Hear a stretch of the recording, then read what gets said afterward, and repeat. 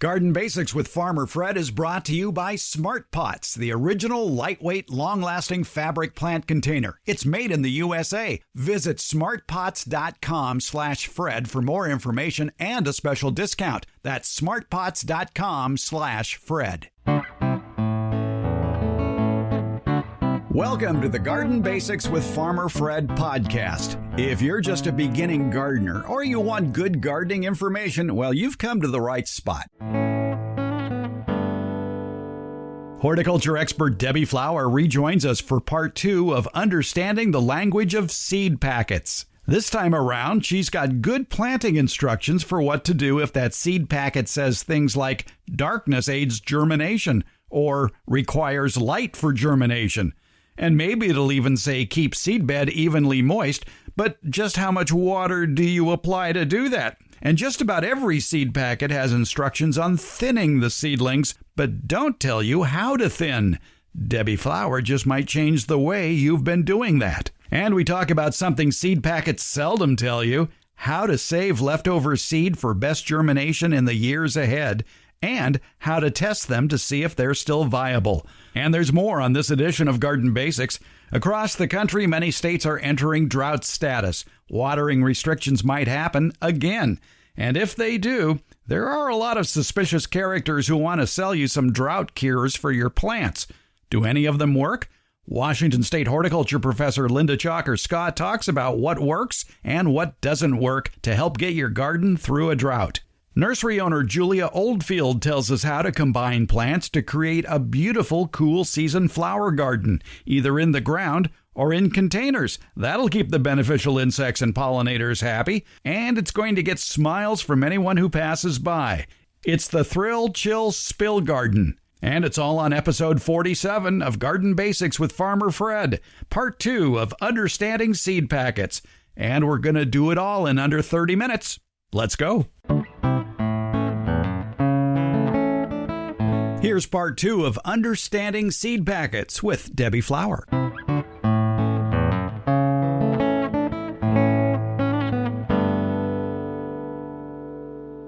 I'm looking at 2 different seed packets here. It's a packet of nasturtiums and a packet of snapdragon seeds. And on the nasturtium seeds, it says darkness aids germination, sow at the recommended depth. And on the snapdragon seeds, it says requires light for germination, press seed into the surface. Mm-hmm. That's confusing.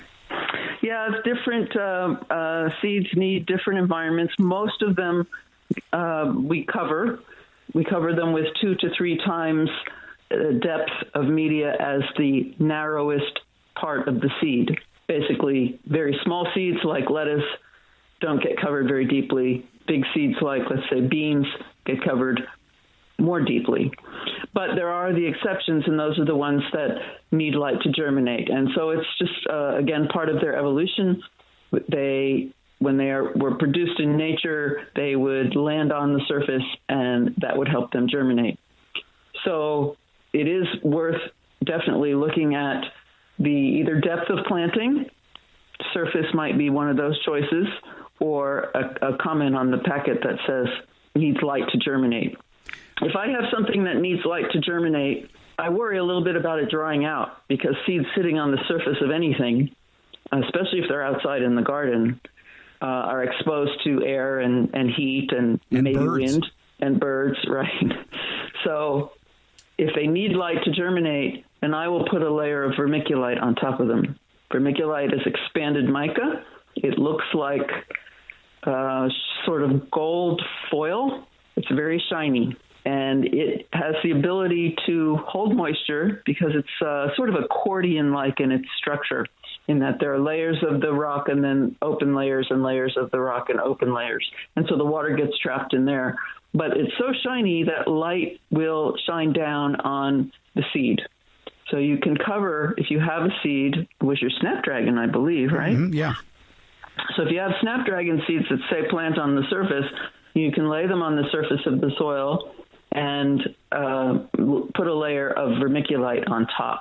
And that will allow the light to get to the seed as needed. And it will also keep moisture on the seed, which is absolutely needed for the seed to germinate. If birds are an issue, then you need some netting, wire, strawberry basket, something flat, maybe upside down over that area of the garden where you've put the seed so that the birds can't get into the seed and eat them. Or squirrels dig up the planter. I've had that happen a lot around here. Looking at a packet for lettuce seed, it says keep soil evenly moist for best growth and thin regularly. Please explain evenly moist and thinning. Well, evenly moist means it's not going to dry out ever. And that can be a challenge, especially if you live in a dry environment. Again, that's where I would employ a covering on the soil surface like vermiculite. I also might use a sheet of newspaper over the top, just one sheet. And when that starts to dry out, you need to wet it again. It can be difficult. I would personally, living in the dry environment I live in, I would start those seeds indoors and put the seeds in a container, put the container either in a plastic bag or under a plastic dome, which you can get with a seed starting kit, so that it becomes very humid in there. And you can see water maybe dripping down the sides of the plastic bag or the sides of the dome. And then you know that the air has a lot of moisture in it, and that will help keep it evenly moist so it never dries out. And something that gardeners are loath to do, and that's thinning. Yes, that's true. That was one of the most difficult things for me to get students to do. But I've got all these seeds. They all germinated. I want to grow them all. There are ways that you don't have to thin. If you've started things in containers, you have lots of dexterity, yes, then you can work very gently with the root ball in water and try to separate them. And you can save more plants that way, more baby plants. But it's a lot of work. And typically, if they need thinning, then we've planted more than we have room for anyway. So thinning is done to give the plant room to grow. And if you do not give the plant enough room to grow, it will never produce. It will be crowded up against the other plants. You'll have increased disease problems, increased insect problems, and you will not get a satisfying crop. So you need to space the baby plants out so that they can grow and become mature plants. The beauty in some of the vegetable crops, like even carrots and lettuces, any of the greens, is that you can eat the ones that you take out of that you thin. But thinning typically should be done by cutting the plant off at the soil line. Not yanking. And not yanking, because if they're very close to the next plant, the roots could be entwined in each other, and you don't want to hurt the roots of the plant that you're going to keep. Also on seed packets, you will generally see how far apart to space the plants for their eventual growth. In the case of this lettuce, it says 12 inches. But then it'll have a number for spacing of rows, and it's always different from spacing of plants. For instance, this says 12-inch plant spacing, but 15-inch row spacing. Why can't it all just be 12 inches? Well, that's true. And in lettuce, I probably would put it 12 inches because lettuce can be harvested from the outside in, meaning as the plant matures, the leaves on the outside of the plant can be taken off and eaten. It will continue to make leaves in the center. In another kind of plant, I might say I would do it just 15 by 15. I always find that so confusing. I find two things confusing in the spacing of the plants. The one is they say plant them, let's say 2 inches apart, and then they say thin them to 12 inches apart. I always wonder, what's the point of that? If I'm using fresh seed packed for the year that I am planting in, so that would be 2020 for this year, by law, germination has to be very high. I don't know the number off the top of my head, or they have to put it on the packet. I think it's in the 90%. So I would expect that nearly every seed I put in the ground, assuming I plant it at the correct depth, at the right season, and keep it moist, evenly moist, will germinate. So why am I planting them every 2 inches if I've got to thin them to every foot? I'm a rebel in that department. I won't do that. I will plant them every 12 inches, but I might put 2 or 3 seeds fairly close together at that 12-inch spacing. And then my thinning is in that one location, thinning that down to just one plant. Well, as long as you make the seed company happy and keep buying their seed, they'd probably agree with you on that. Another point is that seed packets typically have way more seeds in them than we're going to use, unless your whole yard, Fred, is a garden. Well, yeah. But for those of us who are just planting for our regular consumption and as a hobby, we typically are only going to use a few seeds. So we can share seeds with other people. There are actually places, they might be libraries that are seed libraries, basically. That's a formal setup, but talk to your neighbors and see what they might want to grow and go in together and buy the seeds together. Or you save seeds from year to year, and in that case, you need to store them correctly, which is in a dry, cool place, which we were talking about in the refrigerator. And generally speaking, seeds will keep, it really depends on the seed, but I think a ballpark figure might be 3 to 5 years. Right. And typically the smaller the seed, the shorter it lives, the bigger the seed, the longer it lives. Subsequent years, I would choose to plant the bigger seeds. Sometimes you pour them out, let's say squash seeds, into your hand, and some are bigger and some are smaller. If I were using older seed, I would always use the bigger seed because it's got a better chance of having lived longer. And I would plant more. I would up the density of what I'm planting, assuming that some may not have survived from year to year. I used to do a seed germination experiment with my students where we took a paper towel, just a plain white paper towel, folded it in half, then unfolded it, put 10 seeds along that central crease, folded it in half again, then roll it up like a cigar so that the seeds are all at the top end of the cigar. Moisten the whole thing, put it in a plastic bag, and try to stand it up so that the seeds at the fold are up in the air, and the rest of the paper towel is down below in a jar, let's say, and then cap it somehow. You can just put a plastic bag over the whole thing, or put the lid on the jar if it's a big enough jar, and then wait. And it says on the packet the days to emerge, so we would check it periodically. And if it was 7 days, take that paper towel cigar out, unroll it, unfold it, and count the number of seeds that have germinated. And I had a whole collection of old seeds. And I had some bean seeds that were more than 10 years old, and they continued to germinate at very high rates. So different seeds, other seeds, the students would get no results at all. So it very much depends on the different species. Here's a pro tip for you if you are germinating seeds, and there are a lot of recommendations about germinating seeds ahead of time to make sure of doing exactly what you're suggesting is to determine the viability of a seed. Let's say you find this old seed packet, you take a portion of the seeds in that packet, you put it on a moist paper towel, you close it up, you keep it moist, and you see how many seeds germinate. The problem with paper towels is it's a fibrous material, and that new root that has developed could easily get tangled in those fibers. And so your choices are try to remove it carefully or plant it paper towel and all. The other option would be to use a non-fibrous substance to germinate seeds. And a perfect example would be a coffee filter. Aha. Good advice.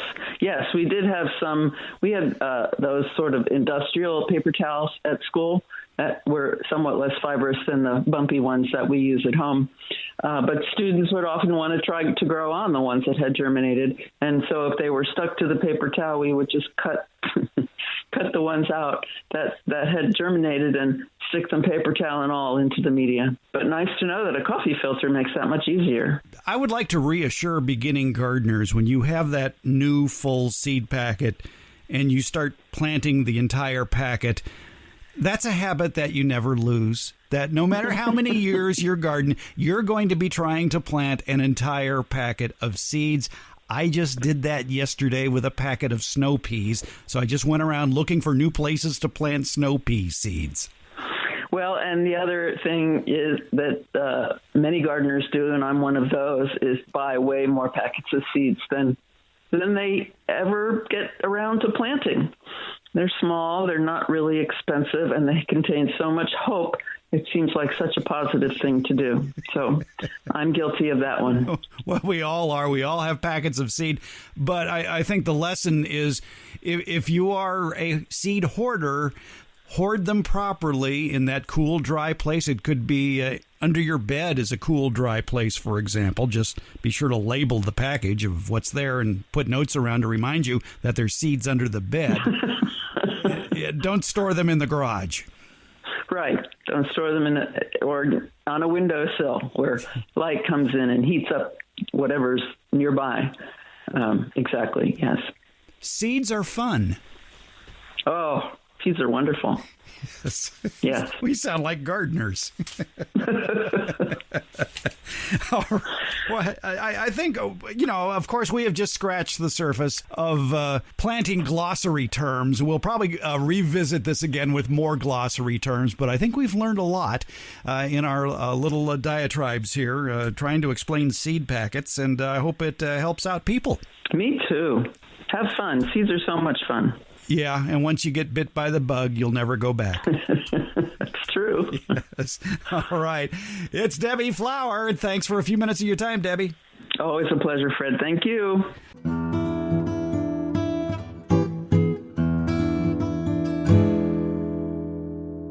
Smart Pots are the original award-winning fabric planter. They're sold worldwide. Smart Pots are proudly made 100% in the USA. Smart Pots are also BPA-free. There's no risk of chemicals leaching into the soil, your herbs, vegetables, and other edibles. That's why organic growers prefer Smart Pots. Smart Pots' breathable fabric creates a healthy root structure for plants. Smart Pots come in a wide array of sizes, and they can be reused year after year. Speaking of the cold weather that's on the way, if a frost or freeze is in the forecast, moving your frost-tender plants that are in the Smart Pots that have handles makes them even easier to move closer to the house for added warmth, or you could even move them inside for the winter. Visit smartpots.com/Fred for more information about the complete line of Smart Pots lightweight fabric containers. It's Smart Pots, the original award-winning fabric planter. Go to smartpots.com/Fred for more info and that special Farmer Fred discount on your next Smart Pot purchase. Go to smartpots.com/Fred.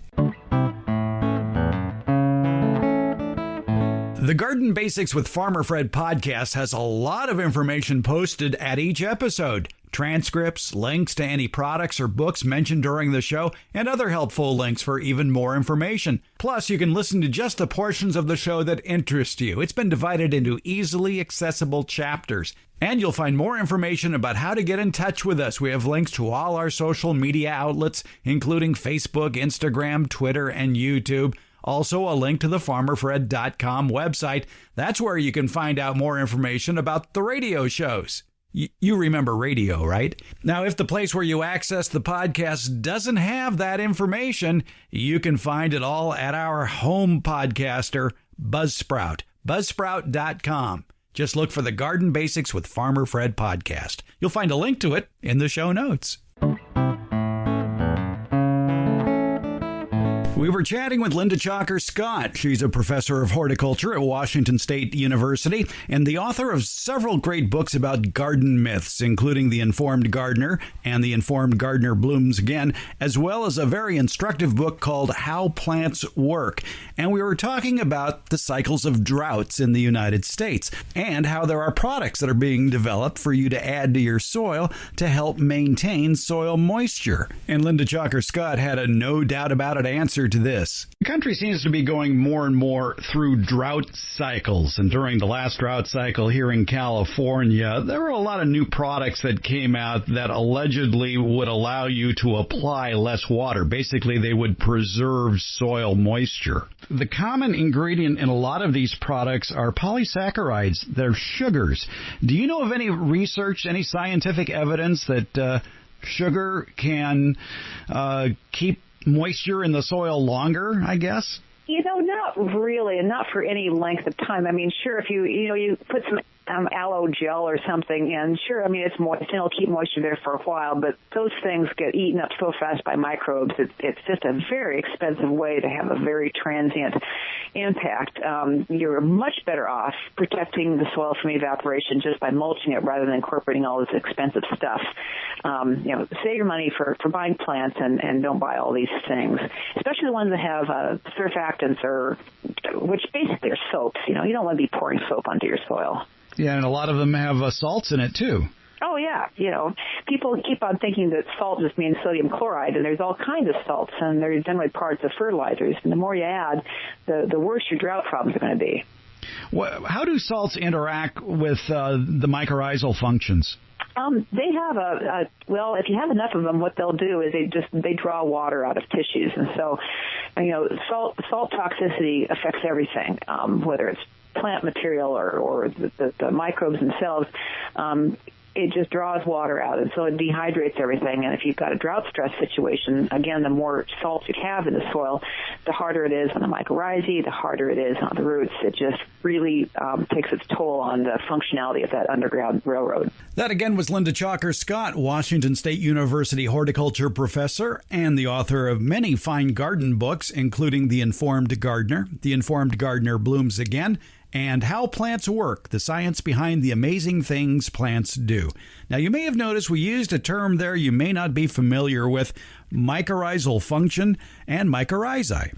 What exactly is that? I think Linda Chalker-Scott put it perfectly towards the end of her comment about what salts can do to them by referring to it as an underground railroad. There's a lot happening below the soil. A mycorrhiza is a symbiotic association between a green plant and a fungus. The plant makes organic molecules. It makes sugars by photosynthesis and supplies them to the fungus. And in return, the fungus supplies to the plant water and mineral nutrients such as phosphorus taken from the soil. Mycorrhiza are located in the roots of vascular plants, and most plant species form mycorrhizal associations. So think of mycorrhizae as your underground waiters and waitresses helping to feed the plants. The plants in return are giving them a nice sugary tip. If you want to add some pop to your garden this fall, especially in USDA zones 7, 8, and 9, how about doing a little spiller, chiller, thriller display? Now, what is that all about? Well, Julia Oldfield has the answer. She owns Big Oak Nursery in Elk Grove, California. And Julia, what exactly is a spiller, chiller, thriller arrangement? Well, I'm glad you asked, Farmer Fred, because fall is a great time to add some pops of color around in your yard.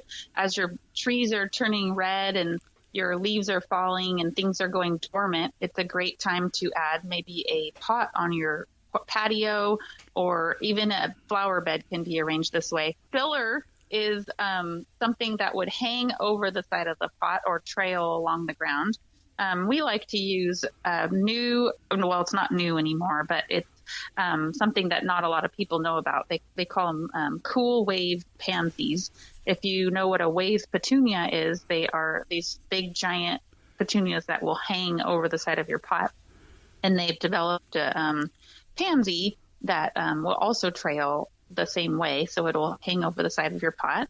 And then you have your chiller, which just sits in the center, and its primary job is to fill the pot up in the middle and just chill and sit there and be beautiful.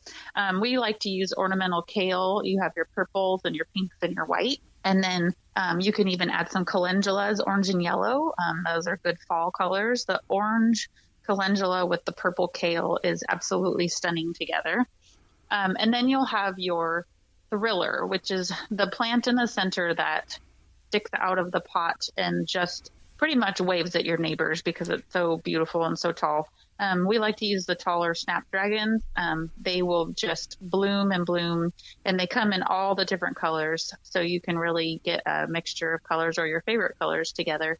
And it just really fills in your pot and makes your pot look full and just absolutely stunning. And you can do it in your flower bed too. You can have the lower pansy in the front, and then a medium plant like a calendula.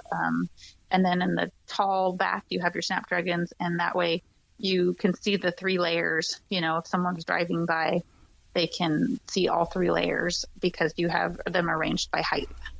What a great display of color for the gray days ahead. A spiller, chiller, thriller of cool season plants. The cool wave pansy in the front, trailing over the pot or in the front of the garden.